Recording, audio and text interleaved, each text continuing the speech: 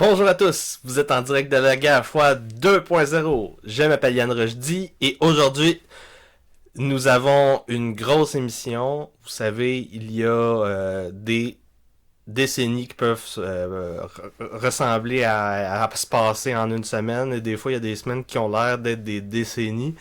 Et cette semaine, une autre grosse semaine au niveau de ce qui se passe aux États-Unis, en Chine, dans la guerre froide et dans le coup d'état informationnel. Et donc, je vais revenir là-dessus. Et en deuxième partie, je vous parle de L'Esprit vertueux de Jonathan Haidt. Je vous parle souvent de cet auteur et de son autre livre aussi, Coddling of the American Mind, dont on parle souvent quand on veut parler du problème de santé mentale lié à l'idéologie intersectionnelle. Et dans ce livre-là, il revient dans le fond sur les différences qu'il y a entre les démographies en Occident, surtout en Amérique, et les trois types de démographie liés à l'idéologie politique des gens, parce que, en fait, l'idéologie politique, c'est simplement des bases morales différentes pour les individus qui les orientent vers ce type d'idéologie-là en particulier. Et donc, on sait que c'est coévolutif, culture et biologie, les deux. Et donc, c'est une pensée qui est hétérodoxe, parce que c'est comme un peu combattre l'homo economicus des économistes quand ils nous disent que les individus veulent maximiser leurs bénéfices. C'est de la bullshit. En fait, l'individu est plus intuitif que rationnel. Et on construit nos justifications, nos raisonnements post-hoc. Donc, après avoir intuitivement déjà fait le choix moral. Donc, ça c'est en deuxième partie. Et en première partie, je vais commencer tout de suite. C'est simple. La semaine passée, j'ai moins parlé des élections américaines, de qu'est-ce qui est arrivé avec le coup d'état informationnel. Et coup d'état informationnel, c'est simplement parce qu'on est en guerre. On est en guerre froide partout sur la planète. Et aux États-Unis en particulier, ils sont très proches de la guerre civile parce qu'il y a eu un nombre incroyable de fraudes et irrégularités, en tout cas alléguées au moins, et vérifiées par des gens sous serment, dont des sénateurs cette semaine. Une première, encore une fois. Et donc, je reviens là-dessus. Qu'est-ce qui se passe? Les 2 semaines avant, on avait eu beaucoup d'audiences dans les Sénats étatiques des États qui étaient touchés par les allégations de fraude et irrégularité électorale. Et cette semaine, je commence la semaine lundi, encore une autre audience étatique. Je pense que c'était au Colorado ou au Michigan. Et là, ça commençait à ressasser la même chose. Et en plus, on voyait, il commençait à avoir des témoins qui défendaient le processus électoral. Fait que là, je me dis, avec les déboires à la Cour suprême de la semaine d'avant, où on a vu que, dans le fond, les juges n'ont pas rejeté les preuves et allégations. Ils ont simplement botté en touche. Ils ont refusé d'être les décideurs de l'élection, parce que c'est un manque de standing qu'ils ont dit. Donc, ça, c'est une excuse qu'on utilise, surtout dans les procès politiques de fraude, pour éviter d'être l'organe politique qui allait sanctionner, et donc d'être c'est juste pour éviter la politisation de la Cour qu'ils font ça. Un manque de courage un peu, et aussi un peu ça. Et vu que c'est inédit en plus, fait que la troisième raison, toutes les vices de procédure qui sont possibles de trouver, ils vont les mettre en lumière, et donc faut que ce soit parfait. Et là, vu qu'il y a eu beaucoup de problèmes, donc là, Trump, il a refait la série de plaintes que le Texas avait faites en son nom, afin de remplir la mention standing, mais c'est pas juste ça. Il se passe d'autres choses partout, dans tous les États, dans tous les types de pouvoirs, que ce soit judiciaire, législatif, exécutif. Il s'est passé des choses. C'est pas parce que les médias de masse qui sont, par exemple, aux États-Unis, propriété de compagnies comme Verizon ou Comcast, qui ont et d'autres diffuseurs qui ont des contrats de plusieurs milliards de dollars avec les Chinois. Il faut comprendre ça, là, je veux dire, tout ça, ça rentre dans la game. C'est une game politique. Et là, là, je me dis, ok, il va plus se passer grand-chose. Trump, il a plus vraiment assez d'alliés pour pouvoir contrer qu'est-ce qui est l'inertie du système.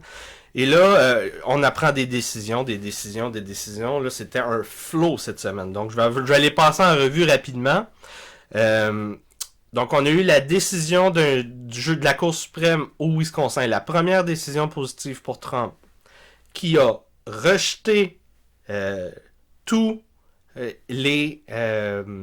tous les votes, les bulletins de vote qui ont été faits par la poste, par des gens qui ont revendiqué le fait d'être confinés de manière en temps long. C'est indefinitely confined que ça s'appelle.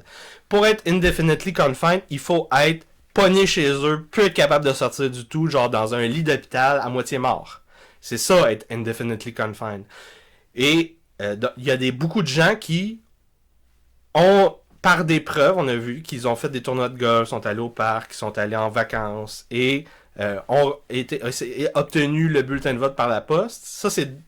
En général, il y avait 60 000 par élection d'un Definitely Confined, et cette élection-ci, il y en a eu 200 000.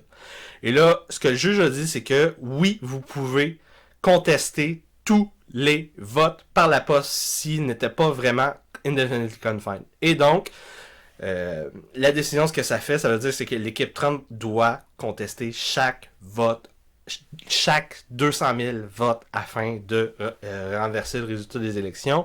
C'est un résultat de, je pense, 10-12 000 de différence entre Biden et Trump. Donc, on peut probablement dire que c'est assuré qu'ils vont pas être capables de retourner l'État. C'est une question de temps. Et s'ils ont les moyens en nombre de personnes pour pouvoir contester tous ces votes.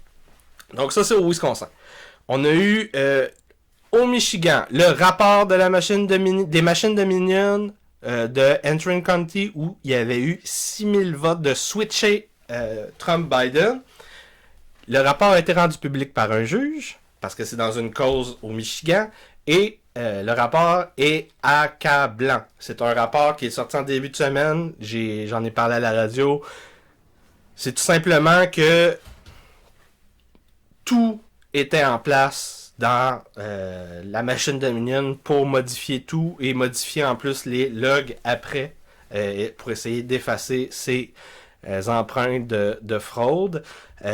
Donc, on s'entend, même si c'était un organisme tiers qui a fait, selon la Cour, c'est pas vraiment un organisme tiers, c'est un data scientist de renommée. Il y a des diplômes universitaires dans 2 universités de renom. Je pense que c'est Princeton puis un autre. Mais c'est un Trumpiste, donc c'est à prendre un grain de sel. C'est pas à moi, c'est pas à vous de juger, c'est à des juges en cours de juger et aux législateurs qui ont le pouvoir de l'article 2 selon la Constitution américaine. C'est eux autres qui surveillent le processus électoral. Donc, ça c'est la deuxième chose au Michigan. Troisième chose, on a eu le 16, la première audience fédérale au Sénat. Donc au Sénat Washington, sur les allégations de fraude et irrégularité électorale, et on a eu des sénateurs qui ont affirmé sous serment qu'ils avaient vu les preuves de fraude et irrégularité électorale et que l'élection était volée. Par exemple, Rand Paul, sénateur libertarien qui n'est pas en général républicain, c'est un libertarien qui est souvent contre Trump et qui a affirmé sous serment ceci. Donc, on doit comprendre à quel point ça c'est important. C'est vraiment, on a passé une autre étape là. À chaque semaine, les buts, les goalposts, ils bougent. Je veux dire, c'est plus les mêmes. On cherche plus à faire les mêmes choses aux mêmes semaines. C'est plus, on cherche ce qu'on veut présentement, c'est que plus de gens soient au courant et que les législateurs s'activent pour défendre le processus électoral, que ce soit pour Trump ou contre Trump.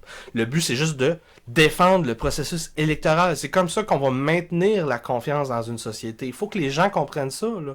C'est pas dans l'intérêt des démocrates de stovepiler, qu'on dit, là, c'est mettre un couvercle sur les tuyaux de partage d'informations. Mais c'est ça qui se passe présentement. Il y a des blocages à tous les niveaux. Et là, je vais en revenir plus loin. Là. C'est vraiment incroyable. C'est vraiment une guerre civile dedans l'État américain. Donc, quatrième chose, il y a eu l'élection au collège électoral. Les médias vous ont dit les États certifiés ont tous envoyé les électeurs pour Biden. Ça veut rien dire, ça. Parce qu'en fait, ce qui est arrivé, c'est que Trump a eu aussi, dans 7 États qui sont contestés présentement, je pense que c'est 6 plus 1 qui est pas officiellement contesté, je pense que c'est le Nouveau-Mexique. Donc, dans ces États-là, les républicains ont aussi envoyé les électeurs. Ce ne sont pas des électeurs certifiés, mais là, il y a jusqu'au je pense que c'est 6 janvier ou le 14 janvier en tout cas.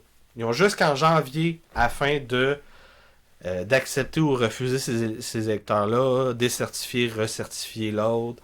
Et là, quand il va y avoir la lecture des votes par le président du Sénat, Mike Pence, là, c'est là qu'on va voir quels électeurs vont être pris. Donc, il faut comprendre qu'il n'y a rien de fini encore. Et donc, c'est ça.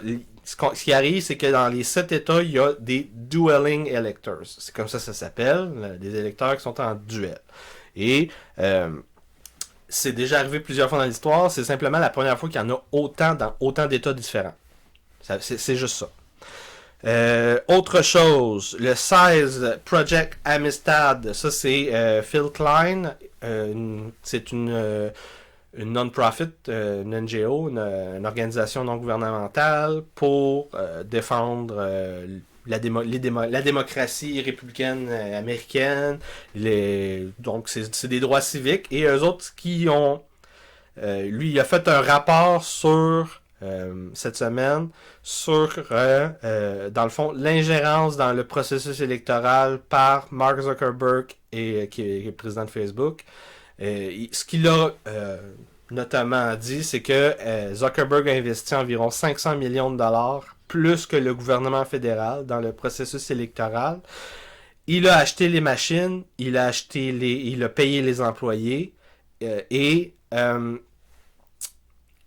c'est ces critères de service qui ont été utilisés par les États afin de desservir le service du processus électoral. Ce qui veut dire que dans certains États, les demandes de l'organisation Charité qui donnait l'argent aux États pour faire le processus électoral demandaient des choses qui étaient contre les législatures, contre le processus électoral local. Par exemple, ça c'est au Michigan, je pense.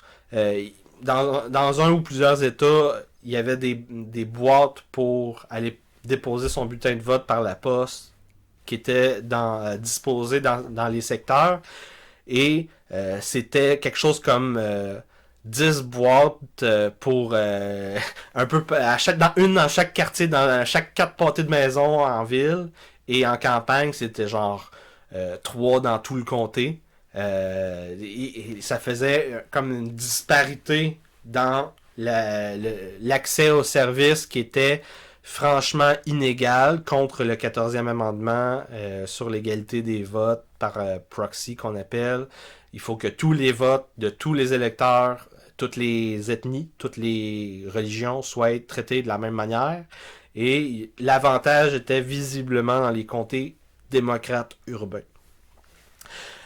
Donc ça c'est la version enquête sur les finances. Ce qu'on peut dire en lisant le rapport complet, c'est que en fait Zuckerberg avec 500 millions de dollars a été capable de créer un état de l'ombre, un shadow government pour prendre possession et gérer le processus électoral. Il y a certains États qui ont pas marché là-dedans. Par exemple, le Texas et la Floride, ça s'est très bien passé. Mais il y a d'autres États qui, eux, ils ont vraiment tout accepté juste afin d'avoir de l'argent. Et donc, ça, c'est accablant tout ce qu'ils met dans le rapport. Je vous propose de le lire pour vous-même et de vous faire vos propres jugements. On a aussi appris que deux législatures, Michigan et Arizona, ont lancé des subpoenas afin de prendre possession de toutes les machines Dominion dans leur État. Et en plus, en Arizona, le Board of Election ça c'est en Arizona, c'est Maricopa County, juste Maricopa County. Et le Board électoral de Maricopa County a refusé de céder donc de donner les machines Dominion. Ils ont dit ils veulent que ce soit un processus judiciaire. Donc ils veulent que ça soit sanctionné par un juge et non par le législateur. Il y a vraiment une contestation au sein même de l'État. En Géorgie, la pression des partisans, surtout parce que, en fait, le 6 janvier, il y a l'élection des deux sénateurs de Géorgie qui vont déterminer qui sera majoritaire au Sénat à Washington. Et les partisans Trump, là, ils vont pas se présenter aux élections si les deux sénateurs qui sont actuellement sénateurs ne se battent pas pour Trump. Et donc la pression était tellement forte. Je veux dire, les deux sénateurs, les deux candidats se sont fait hurler en dehors du podium avant le début de leur discours au chant de Fight for Trump, Fight for Trump. Et la pression est tellement forte qu'ils ont recommencé un autre comptage avec la vérification des signatures cette fois-ci. On ne sait pas jusqu'à où ça va aller. Il y a des processus encore judiciaires en cours en plus et la pression continue. C'est vraiment important de comprendre que la pression des électeurs, c'est la clé présentement.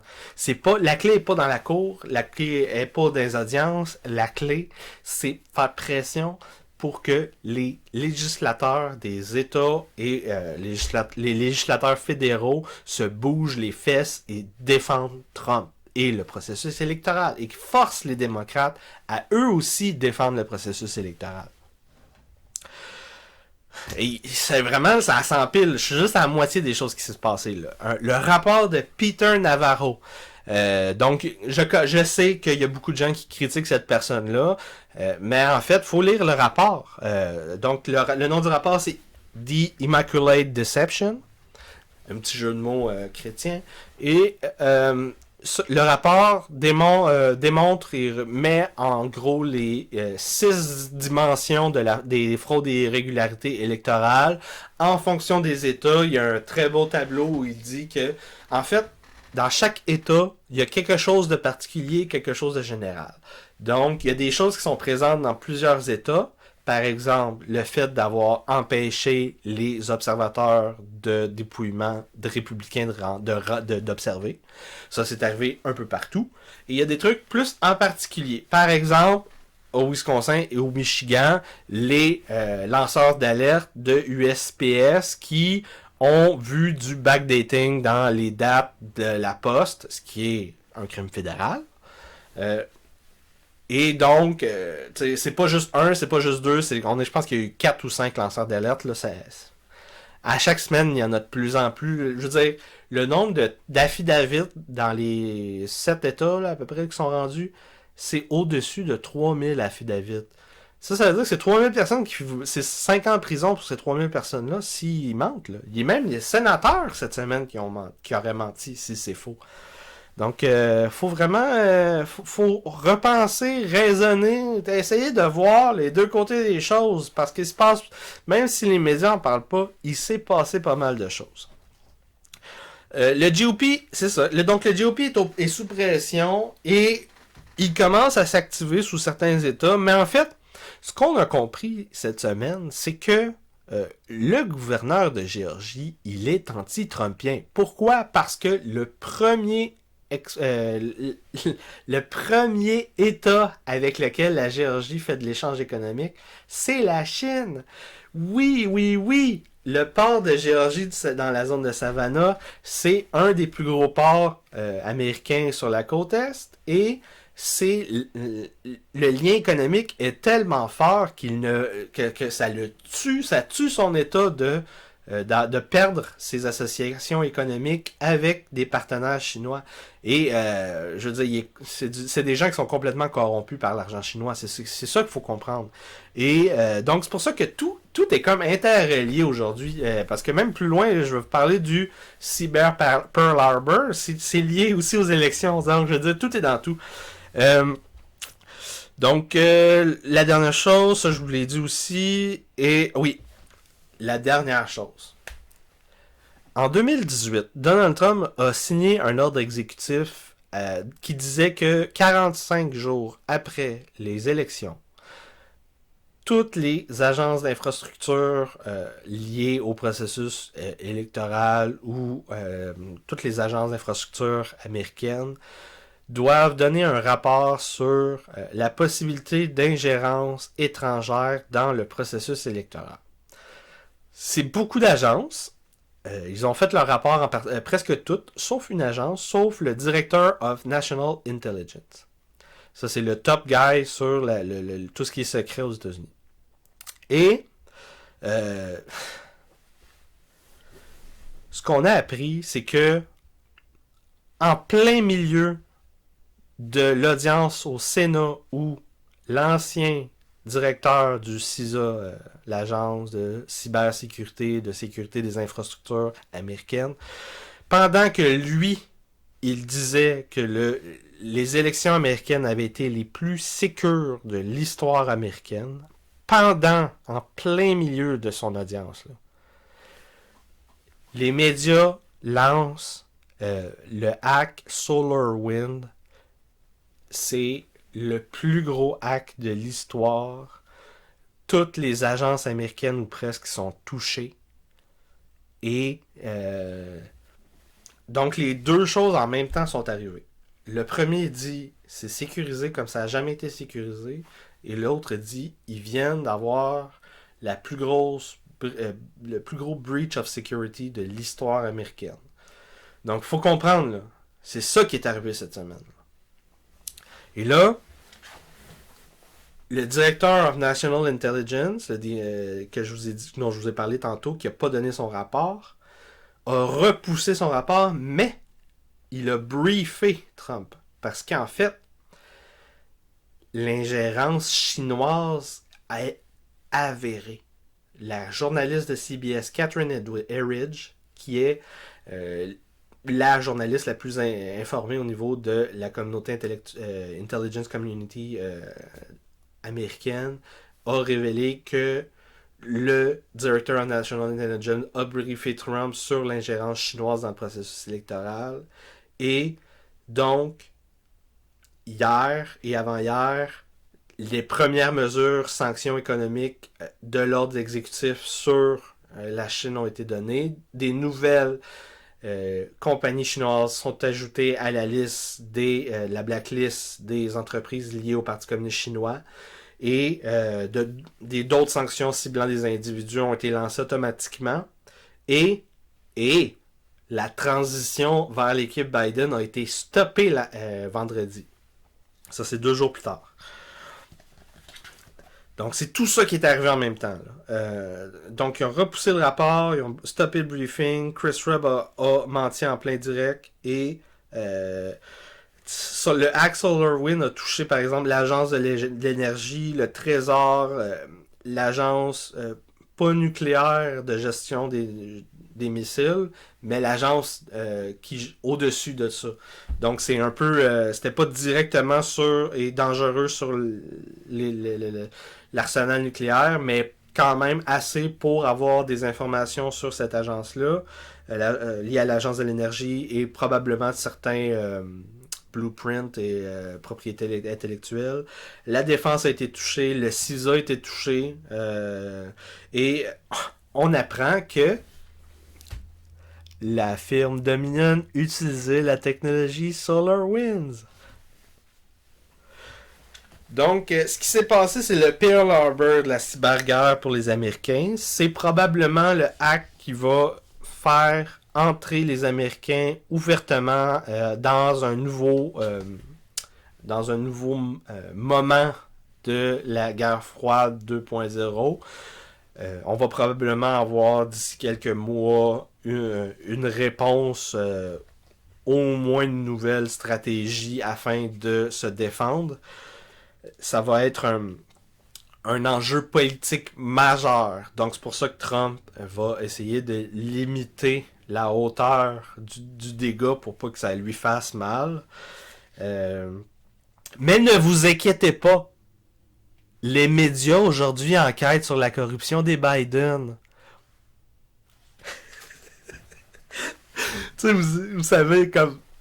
C'est tellement hallucinant de voir que, genre, les médias de masse... Mais je sais pas c'est qui le pire entre les deux. Les médias de masse ou ceux qui les écoutent. S'ils se rendent pas compte qu'ils changent d'opinion de blanc à noir à chaque mois ou presque. Et je comprends. Puis ils reviennent tout le temps aux mêmes affaires en plus. Russia, Russia, Russia, Orange Man Bad. Je sais pas. Je sais pas ce qu'il y a de pire entre les deux. Le journaliste qui met du pain sur la table en virant en tournant son manteau de bord à chaque semaine, ou le gars qui se rend pas compte que le journaliste tourne son manteau de bord à chaque semaine. C'est le genre de questions que je me pose quand que je vois ce qui se passe dans les médias de masse, puis quand que je me fais tout ce que je vis à propos de ça, en tout cas. Donc, le Los Angeles Times a mis un beau petit dossier que vous pouvez consulter sur cette semaine. Ça s'appelle The Most Important Company You've Never Heard of is Being Dragged into the US-China Rivalry. Excusez. Donc, la compagnie la plus importante dont nous avons jamais entendu parler, c'est la compagnie Taiwan Semiconductor Manufacturing Company. Donc, TSMC. Cette compagnie-là, c'est la plus grande firme de production de condensateurs et semi-conducteurs au monde. C'est la plus avancée. C'est elle qui fournit les Américains dans toutes les pièces high-tech pour les ordinateurs et CPU et tous les types de composantes nécessaires dans les technologies de 2020. Et depuis que les Américains ont sanctionné le commerce de ces composantes-là avec les Chinois n'ont plus accès à ça. Donc, l'enjeu, présentement, un des enjeux de la guerre froide pour les Chinois, est de avoir un accès à ces composantes high-tech-là afin de pouvoir continuer à rivaliser avec les GAFA américaines et toutes les entreprises qui découlent de ces technologies-là. Donc, il faut comprendre que la mer de Chine, là, c'est 5 trillions de dollars de biens qui sont transportés à travers ces eaux-là. À travers l'histoire, toutes les guerres se passent dans les lignes commerciales d'échange de même. Il faut comprendre que Taïwan et la mer de Chine, c'est comme le premier lieu de tension. Et le deuxième lieu de tension, c'est la zone Inde-Pakistan-Chine, avec le Népal. Et c'est là que ça va jouer, parce qu'en fait, le but de la Chine, c'est de se désenclaver. La Chine n'a pas assez de ports pour le nombre de provinces internes afin de produire, de pouvoir tout sortir ses produits assez rapidement pour être compétitif. Et dans le fond, quand on est dans une stratégie de guerre froide, le but c'est de toujours se désentourer et d'entourer son adversaire. C'est comme dans le jeu Go. Le jeu de la guerre, c'est l'encerclement tout le temps. Et si on n'est pas capable d'encercler, on veut avoir le high ground. Et donc, le deuxième enjeu de la guerre, c'est au niveau des espaces discrets ou aériens, spatial. Donc, plus on s'en va loin de la Terre. Et donc, le but des Chinois, c'est de se désentourer des Américains et de leurs alliés et d'entourer leurs rivaux. Donc, entourer l'Inde, par exemple, avec le Sri Lanka, les Maldives, des îles tout autour de l'Inde, dans l'océan Indien.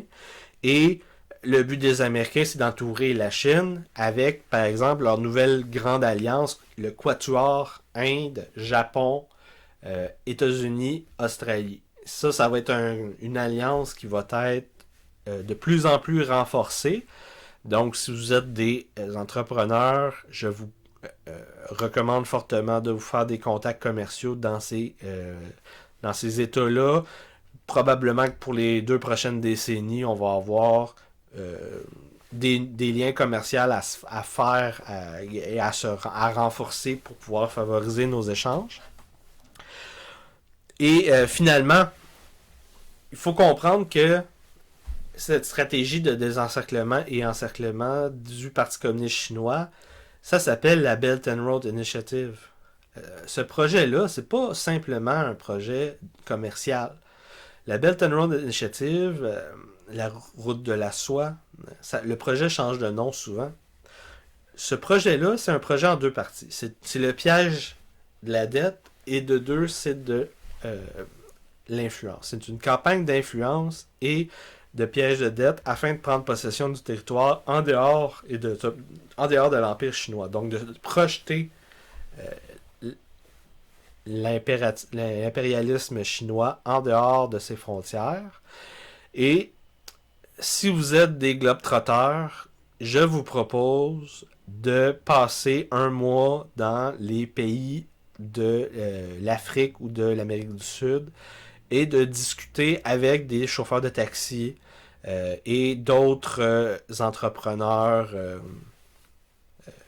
de plus bas niveau, moins corrompus, moins possible à être corrompus, on s'entend, afin que vous ayez des récits de première confession, donc des récits que vous allez pouvoir valider parce que vous avez vu le gars qui vous a dit que c'est comme ça que ça se passe, et afin de comprendre à quel point l'argent que les Occidentaux investissent à travers leur retraite, par exemple, les fonds d'investissement comme BlackRock, l'argent qui est investi là-dedans est envoyé dans les investissements en Chine pour des bons Chinois, parce que le rendement, c'est le plus élevé au monde. C'est quelque chose comme 30% qui disent qu'ils vont vous donner comme rendement. Et cet argent-là est réutilisé pour construire les projets de la Belt and Road Initiative.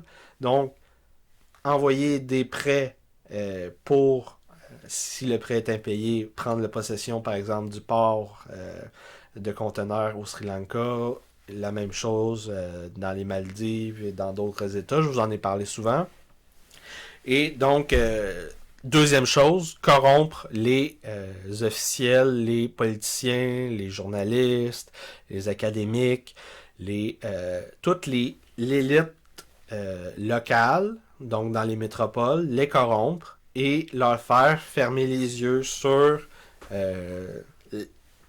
la campagne d'influence qu'ils trament sur leur territoire. C'est ce qui se passe. Et si vous avez 1 mois et beaucoup d'argent ou de Air Miles à utiliser, je vous propose de faire le récit vous-même. Si vous voulez, vous pouvez même faire un documentaire et je vous jure que ça va se vendre partout. Le hack SolarWinds, qu'est-ce qui est arrivé? C'est que SolarWinds a une suite de programmes et d'applications. Ça s'appelle le SolarWinds Orion. Cette suite de programmes-là ça s'appelle Network Management Software Suite. Ça, c'est un de leurs types de management d'applications. L'autre, c'est Performance Application Monitoring Network. deuxième partie. Troisième partie, Configuration Management and Analyzing Tools. Donc, c'est tout ça, là, SolarWinds. SolarWinds, en gros, c'est la gestion des infrastructures réseau liées aux bases de données des agences américaines. Donc, c'est les tuyaux qui lient les agences américaines entre leurs bases de données, leurs outils et tout le contenu qu'ils produisent. Donc, en ayant accès à SolarWinds, ils ont été capables de rentrer dans toutes ces agences-là.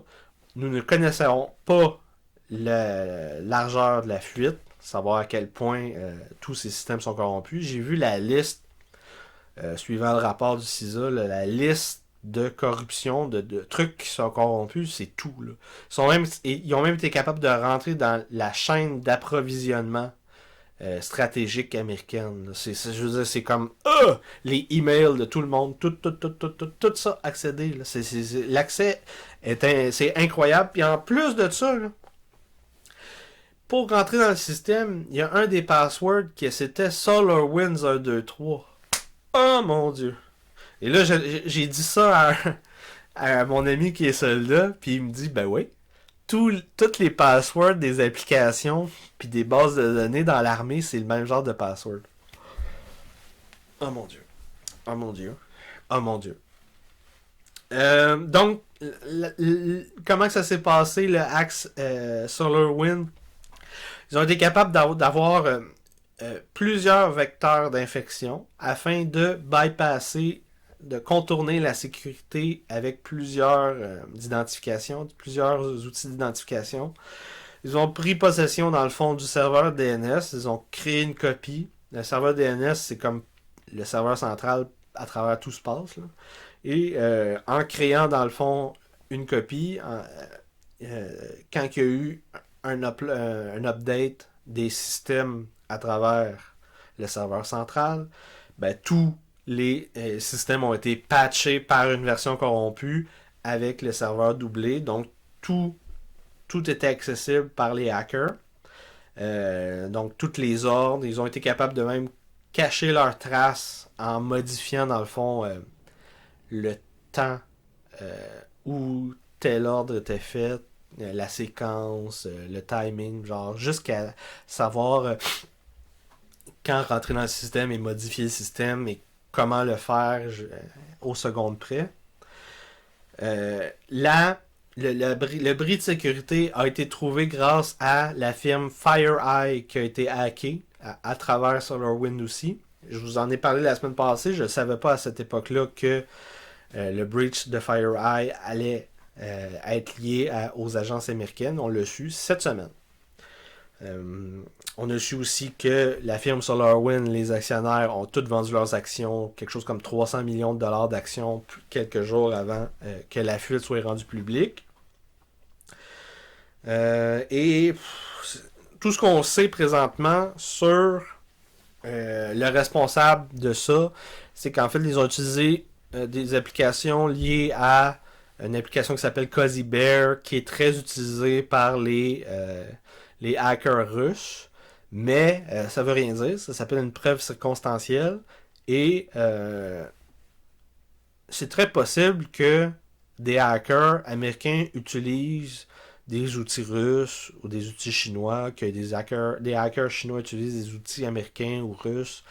Et c'est très possible, ça veut rien dire. Donc, on n'a pas de preuves. Et probablement que, vu que même moi, on n'a pas accès à ce qui se passe au niveau de ces agences-là, probablement qu'il va y avoir des niveaux de secret, top secret, dans le type d'information auquel on va avoir accès sur ces événements-là. Je vais essayer de vous tenir informé. C'est vraiment un game changer. Il faut comprendre à quel point c'est quelque chose de spécial qui est arrivé. Je parle de Pearl Harbor, pas à la légère. Ça veut dire c'est une attaque qui a pris 9 mois à faire. Hein. 9 mois, ça veut dire que ça faisait 9 mois qu'ils étaient dans le système. Et c'est pas à prendre à la légère et ça demande une réplique. C'est le genre de truc que durant une guerre, oblige un adversaire à faire la réplique, sinon ça veut dire qu'on va, on va devenir un dominé. Donc les Américains vont répondre à cela. Ça va créer des actes de guerre. Est-ce que ce sera médiatisé? On ne le sait pas encore. On ne sait pas c'est quoi ça va être la stratégie. On ne sait pas quels vont être les champs de bataille et quelles dimensions de la guerre sans restriction qui seront utilisées. Donc les paramètres sont encore variables. Le Washington Post et certains autres médias ont parlé de, par exemple, Huawei worked on several surveillance systems promoted to identify ethnicity, document show. Et oui, c'est Huawei qui utilise les capacités CPU de Intel et Nvidia afin de surveiller des villes au complet et aussi cibler les Ouïghours. Donc, on est rendu capable avec l'intelligence artificielle de regarder les images de caméra et dire ça c'est un Ouïghour, ça c'est pas un Ouïghour, ça c'est un Ouïghour, ça c'est pas un Ouïghour, et donc d'alerter les policiers. En même temps, nous avons un rapport de Center for Global Policy qui nous parle de coercive labor in Xinjiang, labor transfer and the mobilization of ethnic minorities to pick cotton. Oh oui, toutes les compagnies manufacturières de linge made in China sont maintenant employées par des Ouïghours. Nous avons aussi le China Tribunal, dont je vous ai parlé il y a quelques semaines, qui nous parle de la récolte d'organes par le Parti communiste chinois, d'observateurs, d'objecteurs de conscience, de militants démocratiques, de Ouïghours, de membres de la secte Falun Gong, tout ce genre de personnes-là. Et maintenant, nous avons aussi les Mongols de la Mongolie intérieure qui, probablement, bientôt, seront au menu des Occidentaux et riches Chinois qui souhaiteront vouloir remplacer leur cœur et possiblement vivre jusqu'à 130 ou 140 ans. Et nous avons aussi le New York Times qui nous parle de In Hunt for Virus Source, World Health Organization let China take charge. Oh oui, l'Organisation mondiale de la santé qui a signé un pacte avec le Parti communiste chinois afin de laisser le Parti communiste chinois enquêter sur le Parti communiste chinois qui ne voulait pas laisser passer l'information sur le virus. Donc, faut comprendre que la guerre froide implique que les champs de bataille sont partout. Elle n'est pas le fait des Occidentaux, elle est le fait du Parti communiste chinois et d'autres acteurs étrangers qui sont activement en train de s'en prendre à nos intérêts. Je veux dire, présentement, oui, depuis très longtemps, la classe moyenne occidentale vit sur le dos de l'esclavage des Asiatiques. Oui, oui, oui. Mais, je veux dire, la guerre, présentement, est en train de renverser ça jusqu'à un nouvel ordre de domination. Je veux dire, la faillite de Nortel Télécom, c'est pas sorti de nulle part, là. Si vous ne répondez pas à la compétition du Parti communiste chinois, toutes les entreprises occidentales qui font affaire en Chine vont être mangées par le Parti communiste chinois. C'est toujours la même méthode. Tu signes un partenariat, tu envoies des capitaux, tu construis ton usine, ils copient tes brevets, ils créent leur propre compagnie, ils te concurrencient avec des produits bullshit. À un moment donné, ils sont même capables de remplacer tes produits par leurs produits. Et donc, la compagnie qui copie tes produits va vendre tes produits de meilleure qualité. Et selon ton nom de compagnie, tu vas commencer à vendre la bullshit que eux ils créent par la compagnie qui t'a fraudé. Et là, ton modèle s'effondre et ton concurrent qui t'a fraudé devient l'entreprise dominante. C'est ça qui est arrivé avec le Segway. C'est ce qui est arrivé aussi avec Nortel. Nortel, Huawei et ZTE, les deux grandes de la fibre optique des télécoms chinoises, ben ces deux entreprises-là sont nées de Nortel Télécom. Sans le fruit du labeur des Québécois, ces entreprises-là n'existeraient pas.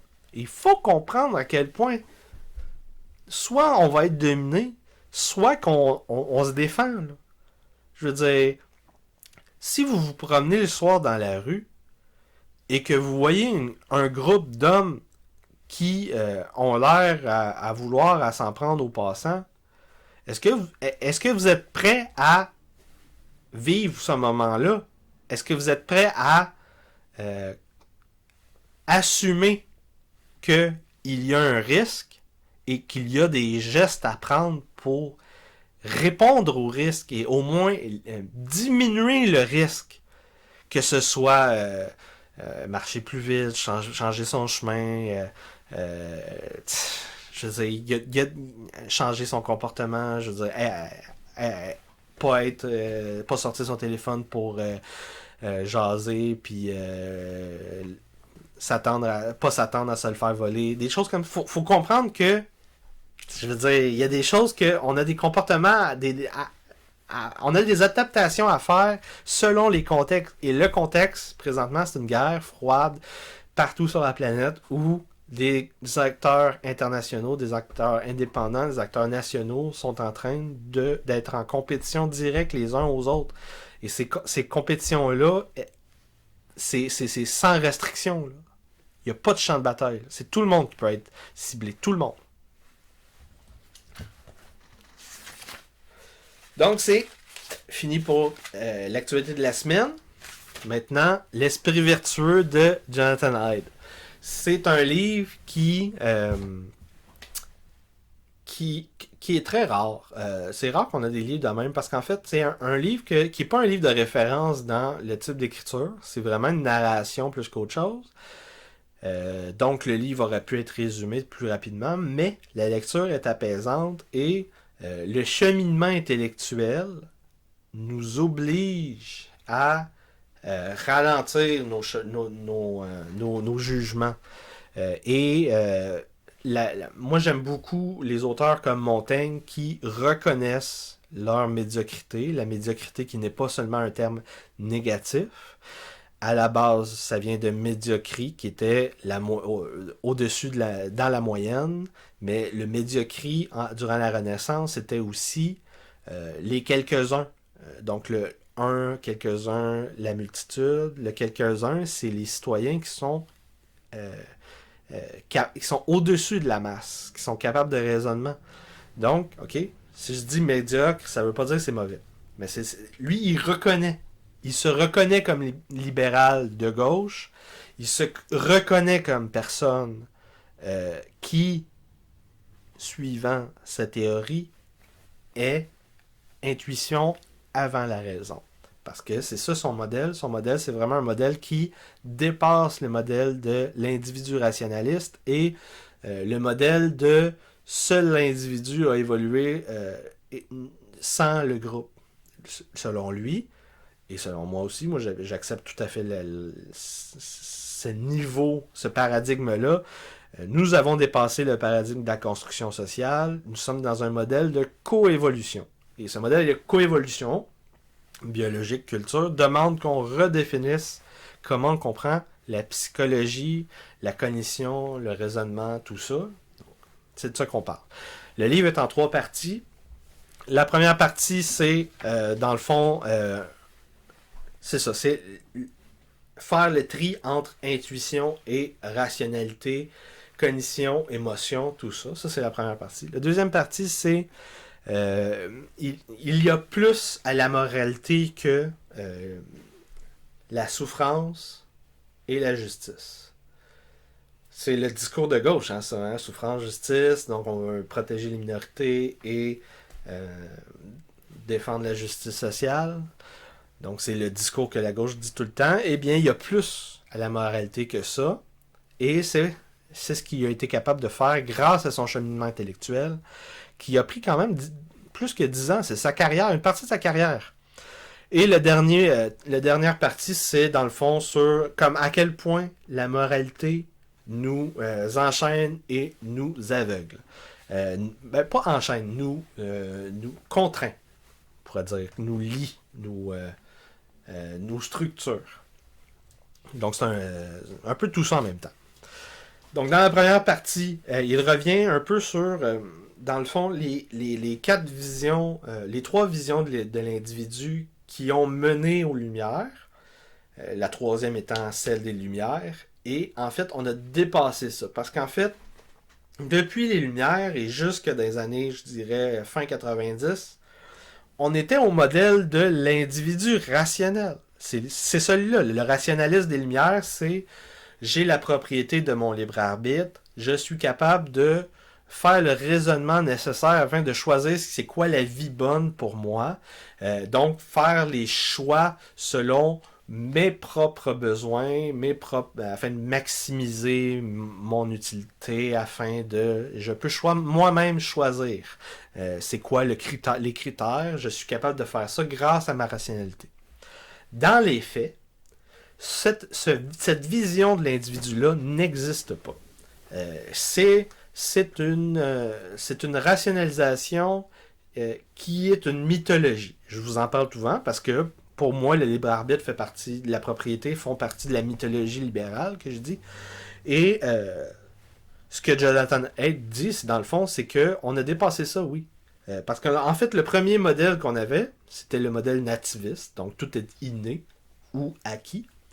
Le deuxième est empiriste. Donc, l'empiriste, c'est l'individu qui répond aux expériences, qui change son comportement en fonction de ça. C'est pas assez. Ça, c'était les deux modèles qui étaient avant les Lumières. Durant les Lumières, le modèle rationaliste. Et là, aujourd'hui, on arrive au modèle de coévolution, biologie et culture. Culture et biologie, génétique, géographie, tout ça, c'est lié. Pourquoi il est arrivé à cette redéfinition du modèle rationaliste? Pourquoi? Parce qu'en fait, il faisait son point d'entrée dans la psychologie, c'était la psychologie morale, et il s'est rendu compte que la morale des sociétés occidentales, des individus occidentaux, était une morale très individuelle, tandis que, par exemple, en Asie du Sud-Est, par exemple en Inde, c'était une morale qui était sociocentrique, communautaire et même sacrée. Ça crée une dissonance cognitive chez lui. Genre, pourquoi que les humains sont pas pareils partout? Il faut que j'investigue. Et donc là, il a beaucoup enquêté là-dessus. Et là, il comprend, en développant le modèle coévolutif bioculture, que, en fait, les émotions, ça fait partie de la cognition. Il n'y a pas de séparation. Ça, c'est la séparation des rationalistes. On avait les passions qui troublaient notre jugement. Il faut se défier de ces passions-là. Il faut se retirer et devenir un observateur objectif. Et, en fait, ça, c'est faux. Selon les modèles de neurosciences, la psychologie des gens, c'est toujours deux choses en même temps. Il y a une délimitation, il y a une chose qui se passe avant l'autre. Très rapidement, dans la première fraction de seconde, on a un jugement intuitif qui est fait. Obligé. C'est lié à tous nos a priori. Ensuite de ça, il y a une justification post-hoc, après le premier jugement intuitif. Après ce premier jugement, on raisonne une justification. C'est deux processus différents. Ces deux processus-là, vous pouvez lire le livre de Daniel Kahneman, Thinking Fast and Slow, je vous l'avais dit, je l'ai prêté à un ami.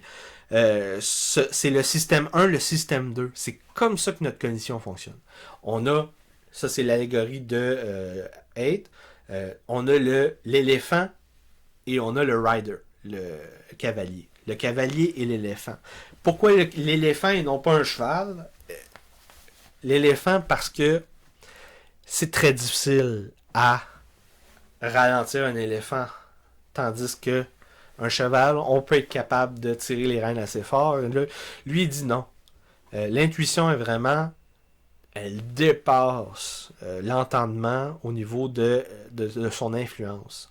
On peut orienter l'éléphant, on peut l'aider à suivre une trajectoire en particulier, on peut l'assister, mais le contrer,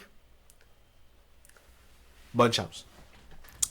Donc, ce qui arrive, en fait, c'est que ces deux systèmes-là créent plusieurs actions en même temps, dans une boucle d'interaction humaine ou avec soi-même, ou sociale, je veux dire, interaction sociale ou avec soi-même.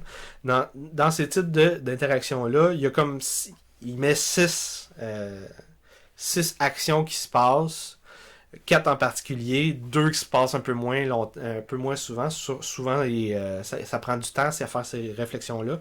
Le premier, c'est le jugement intuitif. Le deuxième, c'est le raisonnement post-hoc.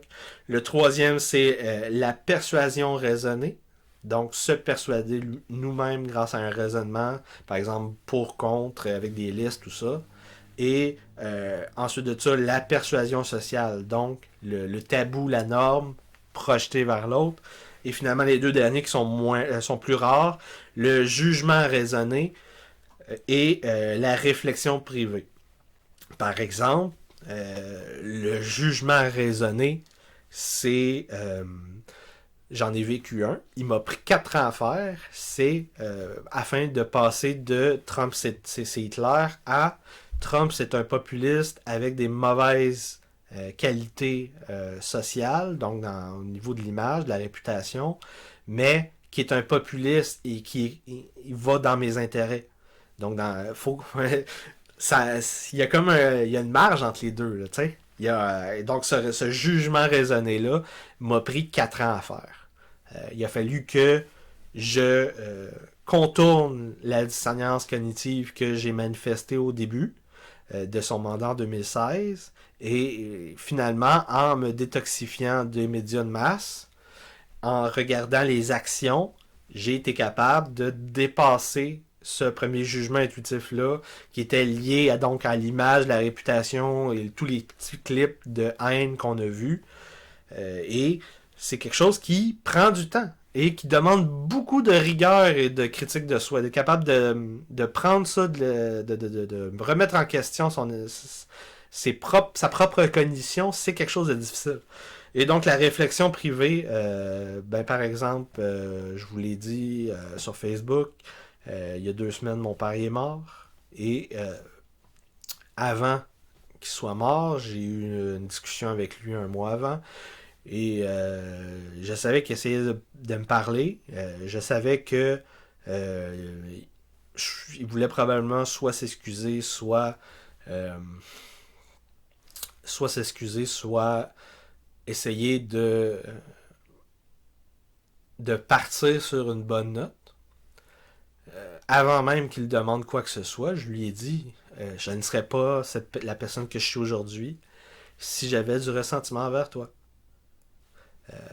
On a eu des vies qui ne sont pas vraiment touchées, mais je ne peux pas en vouloir à la vie de même. C'est la fortune. La fortune, c'est ou la providence, c'est le bien, le mal. Il n'y a pas de différence entre les deux.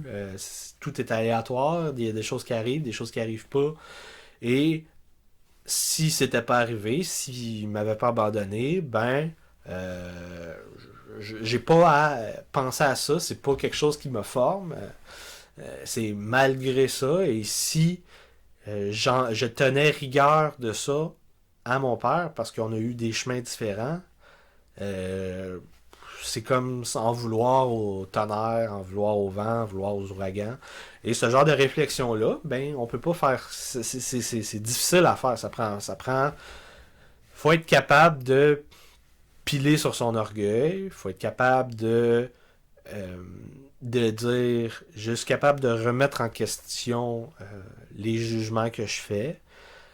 Si je me posais moi-même la question à mon moi d'il y a 15 ans, probablement qu'il y aurait un petit peu de ressentiment, mais je crois que à travers le cheminement que j'ai eu, j'ai été capable de faire cette réflexion privée-là, cette introspection-là, un peu à l'image des Romains, puis un peu de manière intuitive, sans m'en rendre compte. Et lentement mais sûrement, ça m'a dirigé vers la personne que je suis aujourd'hui. Donc, les 6 raisons pourquoi l'éléphant, c'est le roi. Ça, c'est, dans le fond, la justification de Jonathan Haidt dans cette partie du livre-là. Les 6 raisons, c'est le cerveau travaille tout le temps. Ça, c'est la première. C'est toujours les feelings, les sens qui sont en premier. Tout ont une influence sur nous autres. En premier lieu sur l'affect et en second lieu sur le raisonnement. Deuxième chose, il y a ce qu'on appelle un priming effect au niveau du jugement politique et social.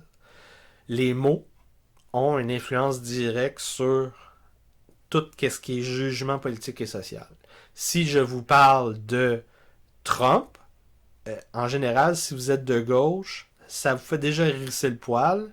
Si on parle à des gens comme moi d'intersectionnalité, de racisme systémique, de construction sociale, de minorité transgenre, tout ça, ça nous fait déjà dresser le poil avant même que vous ayez fini votre raisonnement pour essayer de nous persuader, nous transmettre de l'information, peu importe.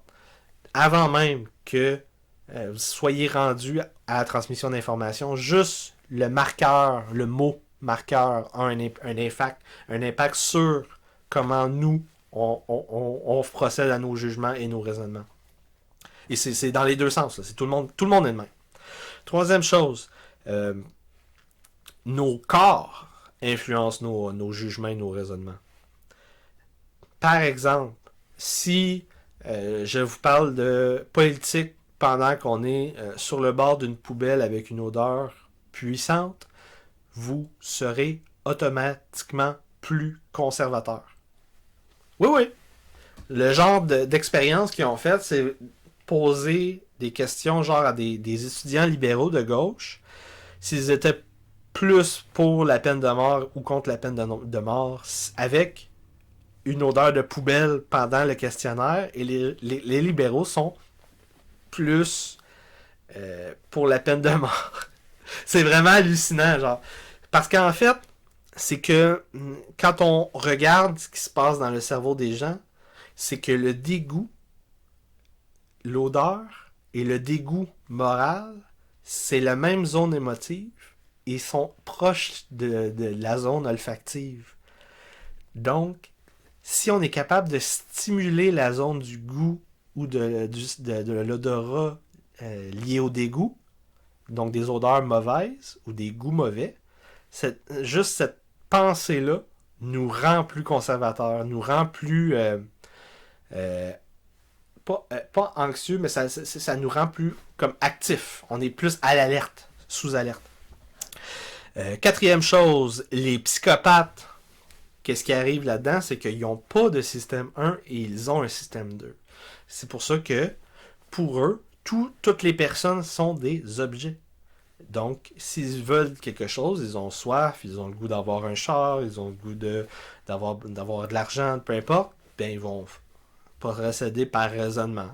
Et pour arriver à leur fin, ils vont faire ce qu'ils font comme mode opératoire dans leur relation humaine. La cinquième chose, les bébés, eux, ils sentent, mais ils ne raisonnent pas. Donc, ils ont le système 1 inné, et le système 2 est en construction parce que, en fait, la croissance du bébé fait que notre cerveau est trop gros quand on est totalement développé. Donc, le bébé doit continuer la croissance en dehors de l'utérus. Et la sixième chose, je vous l'ai dit un peu en parlant de l'importance du corps, les centres des émotions sont dans le cerveau, varient selon les cultures et c'est pas les mêmes. Les zones d'émotions varient et ils varient à travers les cultures parce que c'est pas les mêmes émotions selon les cultures. Il y a des émotions qui sont partagées et il y a certaines cultures qui mettent plus en valeur certaines émotions plus que d'autres. J'avais mis sur mon mur Facebook un article de topographie des émotions humaines selon les continents et les civilisations. C'est le genre de truc qu'on est capable de faire avec des bonnes études neuroscientifiques. La deuxième partie du livre est sur... donc, il y a plus à la moralité que la justice et la souffrance. C'est un biais occidental en psychologie de penser que tout le monde a la même morale sur la planète, tous les individus sont pareils, et le libéralisme démocratique va libérer les gens et tout le monde va devenir dans la même civilisation mondiale. C'est le grand récit des Whigs et des mondialistes et des bobos urbains éduqués. Cette pensée que tous les humains sur la planète seront des bobos urbains éduqués si tout le monde a accès à l'université, tout le monde a un revenu universel garanti et peu importe le projet du grand reset et tout ça, c'est un biais parce qu'en fait, toutes les études de psychologie jusque dans les années 2010 étaient faites avec des expérimentateurs weird, les testeurs, c'était des occidentaux éduqués de pays industrialisés, riches, démocratiques. 5 choses. Ce qui faisait que la psychologie des années 60 à 2010 avait des modèles de bobos urbains éduqués comme psychologie. Et ça faisait que la psychologie des bobos urbains éduqués était orientée vers les objets et la psychologie par exemple des Asiatiques était orientée sur les relations. Ça, on peut mesurer ça dans des expériences neuroscientifiques, par exemple, sur comment les gens se remémorent une image avec des formes, des carrés, des triangles, des barres, tout ça. Les Occidentaux vont porter une attention en particulier sur chaque forme, chaque détail, chaque objet, tandis que les Asiatiques et toutes les sociétés civilisations socio-centrées, plus communautaires, là, ces sociétés-là, eux autres, les individus vont porter plus attention à la relation entre les formes. Donc, il va y avoir des petites erreurs sur les formes, mais la position des formes relatives aux autres, la grosseur relative, va être plus proche de la vérité que chez les Occidentaux. Donc, si on est capable si ça a autant une influence que ça, je veux dire, même la moralité, toutes les matrices morales, les religions qu'on se construit vont être différentes. C'est obligé. C'est pour ça que Jonathan Haidt se rend compte, dans le fond, que les moralités varient, et donc il commence à créer un premier modèle. Le modèle, c'est 3 types d'éthique: l'éthique d'autonomie, l'éthique de communauté et l'éthique du sacré. Il valide ça avec des expériences en Inde. Il découvre que les domaines moraux varient en fonction de la civilisation et des cultures. Il va voir que, dans le fond, les théories morales occidentales ont été créées par des autistes, ou proches, des Asperger peut-être, ou des gens comme moi qui ont un peu de misère avec les interactions humaines. Donc, les 2 exemples qu'il prend, c'est Kant et Bentham. Bentham, c'est l'utilitarisme. Kant, c'est l'impératif catégorique et la morale déontologique. Ces systèmes de morale-là, qui sont les systèmes éthiques les plus connus chez tous nos bobos urbains éduqués, c'est des systèmes, c'est des bases morales avec beaucoup de systématisation et très peu d'empathie. Bentham, on sait que c'était un autiste et que c'était un ermite comme moi, très peu d'amis, personne l'aimait, tout en train de chialer. Ok, je suis peut-être un petit peu moins pire que ça, là, mais quand même. C'était quelqu'un qui était très proche, au moins, on est très sûr qu'il était autiste. Et Kant, encore une fois, lui aussi s'est pas marié, très peu de relations, il était un peu moins haï, mais il était très proche, on pourrait-on dire, du début ou dans le début du spectre de l'autisme. C'est pour ça que leurs 2 éthiques, leurs 2 morales sont très très orienté vers les objets et les systèmes, tandis que il y a d'autres types de morale à travers les civilisations qui ne font pas ce genre de séparation-là. Sont plus holistes, qu'on va dire. Au lieu de s'orienter vers le système, ça va être tout le système et les relations entre les gens. Sur plus que les individus. Donc, rendu là, il se dit, Jonathan Haidt, qu'il est prêt. Il est prêt à créer son propre système. Son système, c'est la théorie des bases morales, les fondations morales, qu'on peut dire aussi.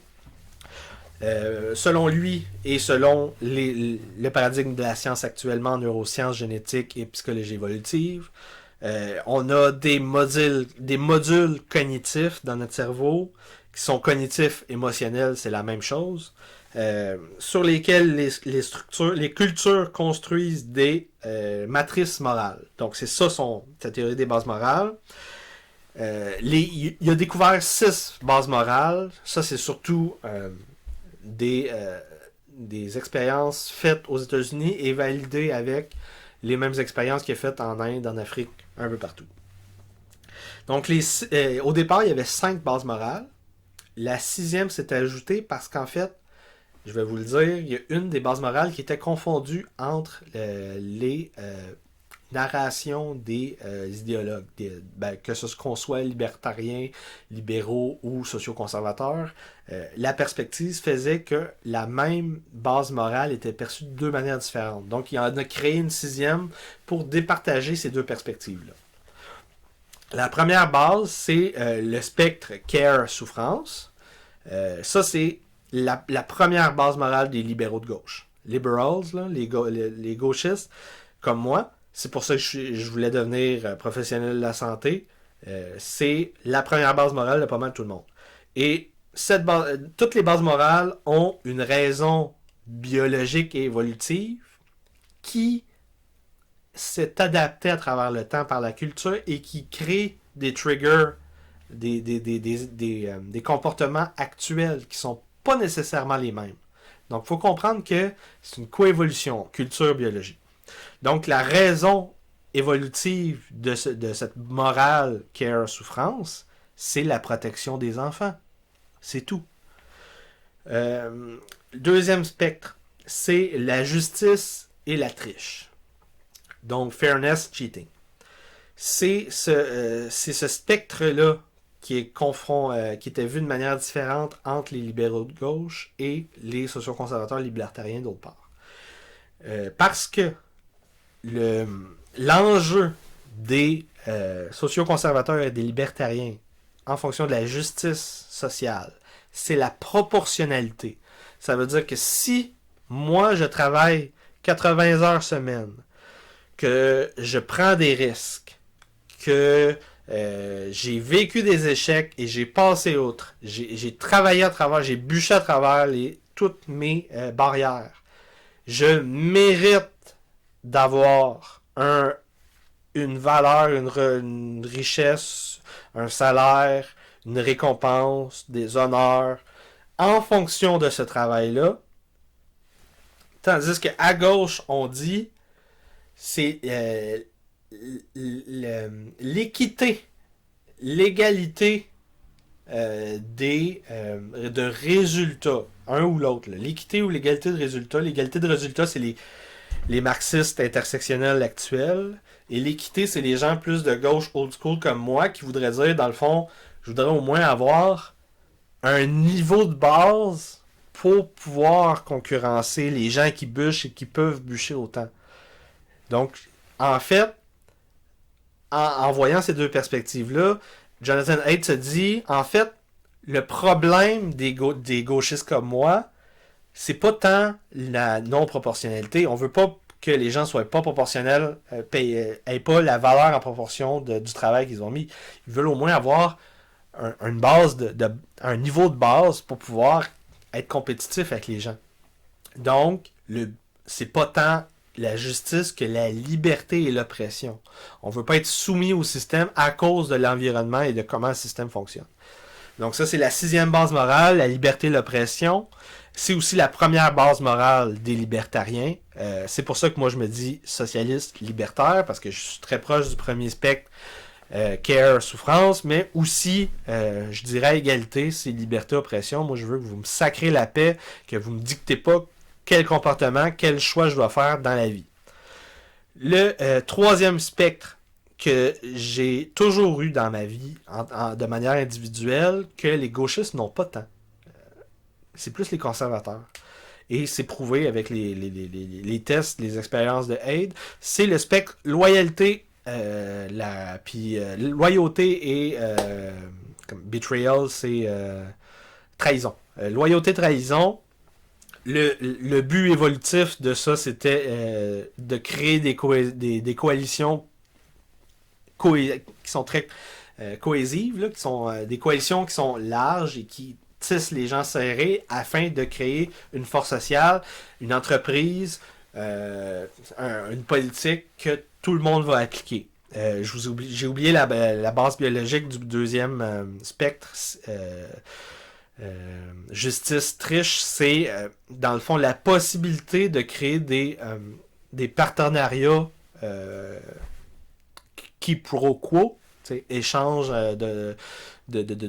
entre deux personnes, et de punir aussi, de punir ceux qui sont les freeloaders, ceux qui abusent du système afin de tirer des bénéfices sans prendre les responsabilités.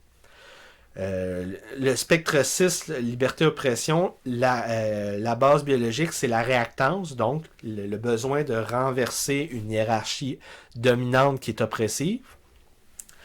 Et là, il reste deux spectres. Le spectre autorité-subversion, ça, dans le fond, ça, c'est un spectre que j'ai beaucoup de misère, personnellement. Donc, c'est pour ça que je suis pas tant socio-conservateur que ça.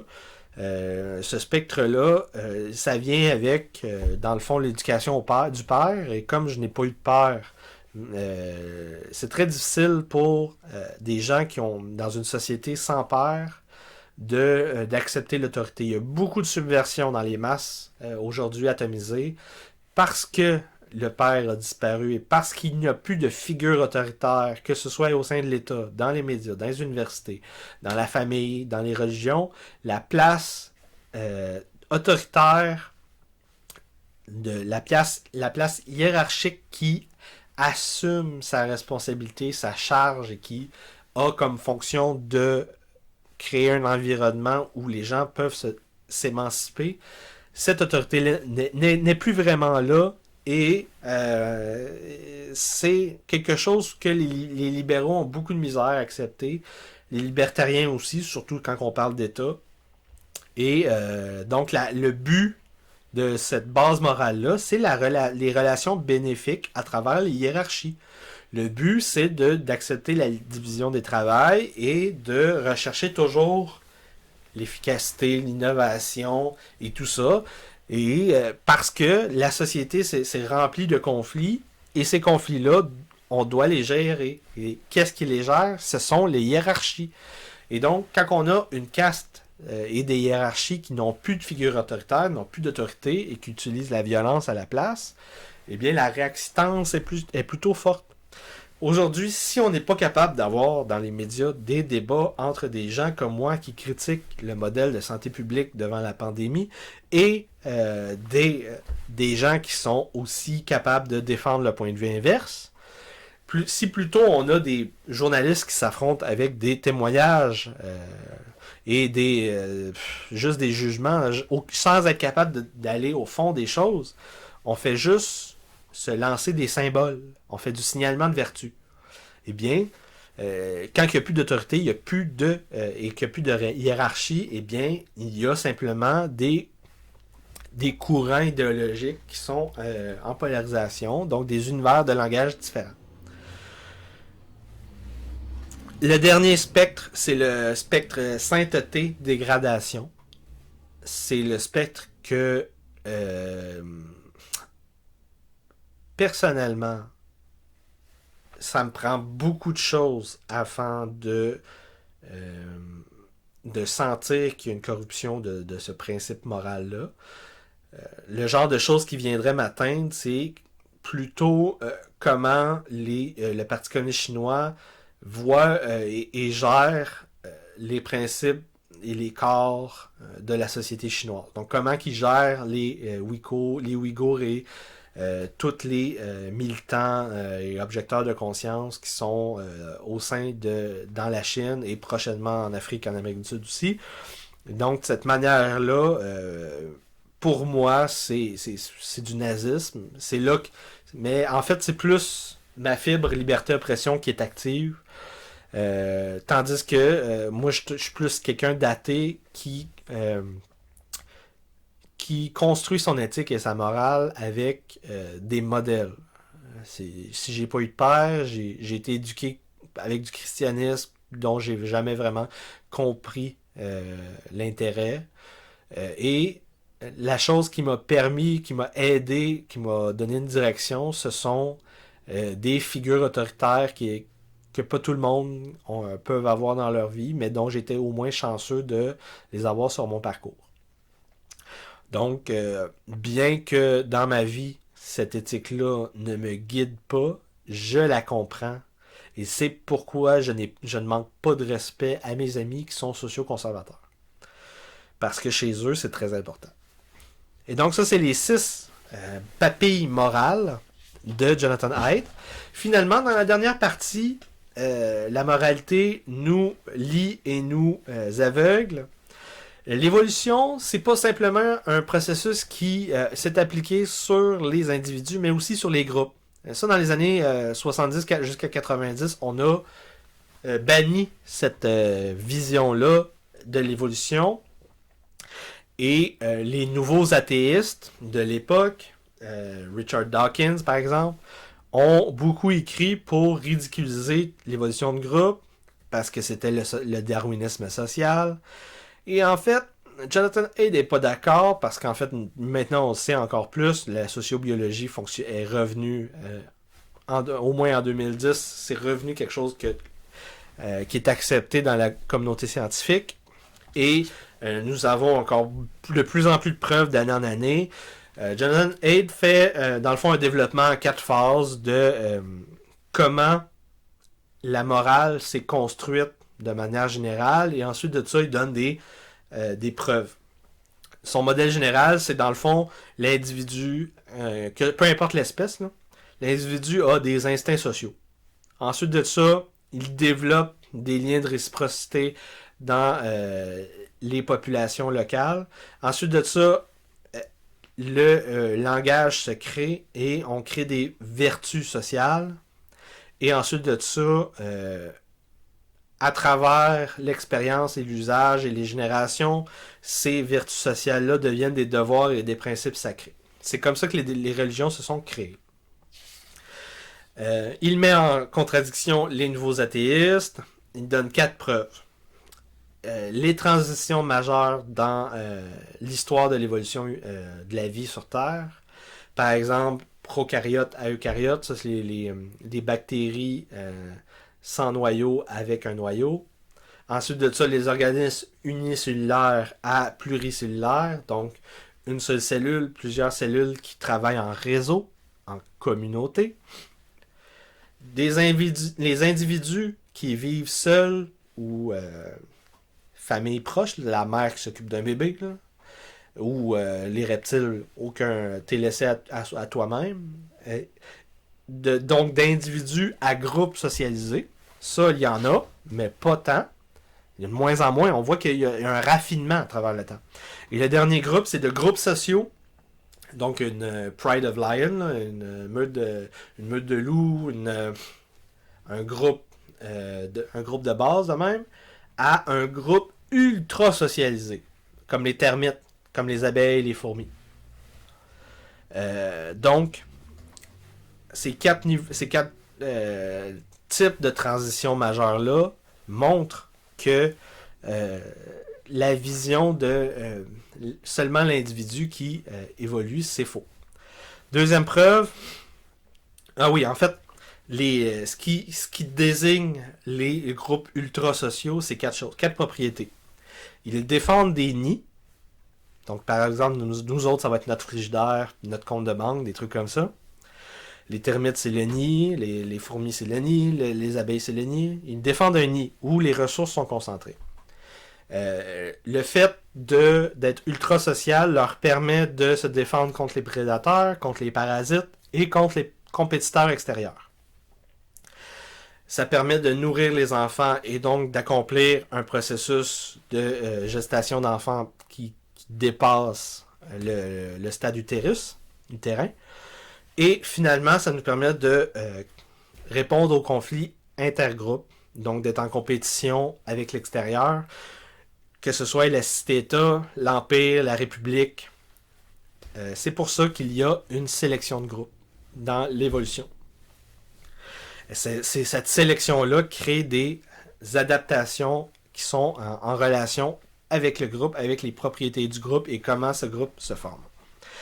Ça ne se passe pas de la même manière partout, c'est pour ça que les religions et les bases morales diffèrent un peu en fonction des États et des civilisations et des continents, et donc de la géographie et du climat.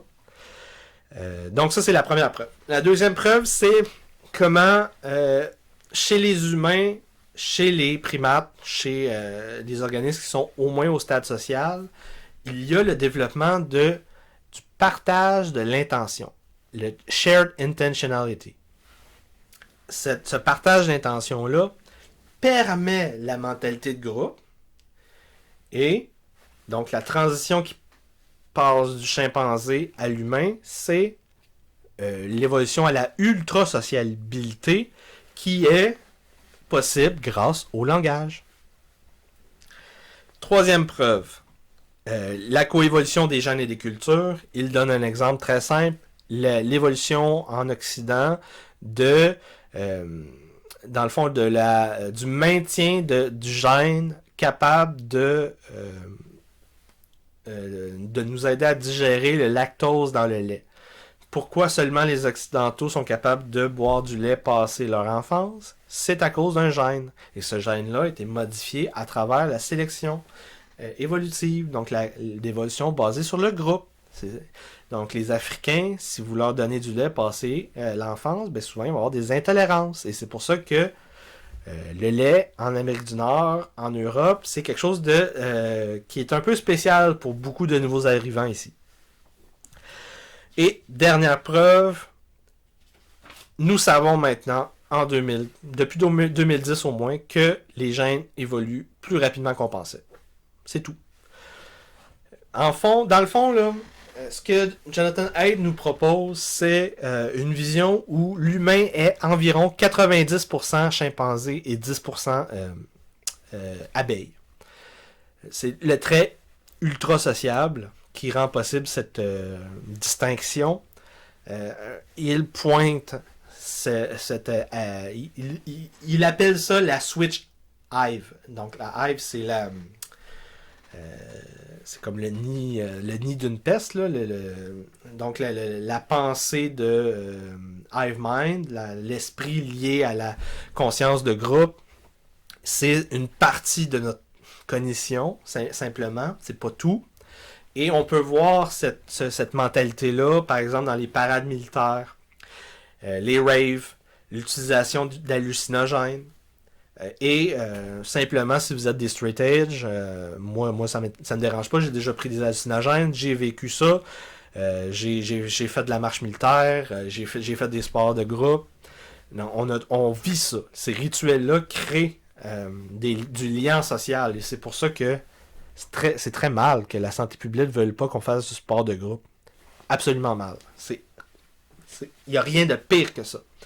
Et si vous êtes des straight edge, quand vous allez dans la nature, dans les Adirondacks, quand vous allez dans le Grand Nord, que vous revoyez la vastitude de la géographie, à quel point vous êtes minuscule dans la planète, et là, des fois, vous êtes un peu étourdi.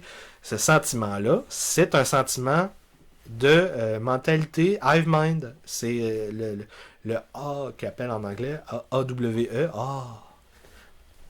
C'est quelque chose de spécial. Et il y a des preuves biologiques de ça. Je veux dire, il nous parle dans ça du système lié à l'oxytocine qui augmente dans le fond, le lien social et parfois même va augmenter, dans le fond, l'anxiété devant ce qui est extérieur au groupe. Et on a aussi les neurones miroirs dont on nous parle, qui font la même chose. Donc, quand on voit quelqu'un faire quelque chose, on a des neurones dans le cerveau qui essayent de voir l'intention en copiant mentalement l'image. Essayer de comprendre, c'est pour ça qu'on comprend assez facilement qu'est-ce que la personne fait, l'intention, quand elle fait ce geste-là ou ce comportement-là. Les corporations, les entreprises, ça fonctionne de la même manière par...